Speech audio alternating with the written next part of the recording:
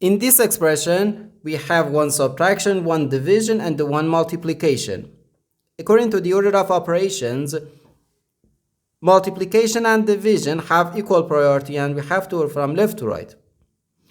And multiplication and division have higher priority than subtraction. Okay, so first we have to do this division, then this multiplication, and finally this subtraction.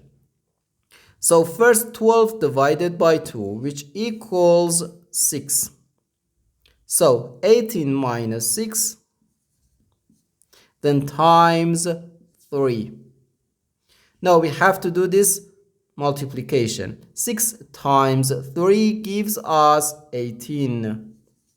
So 18 minus 18, which equals 0.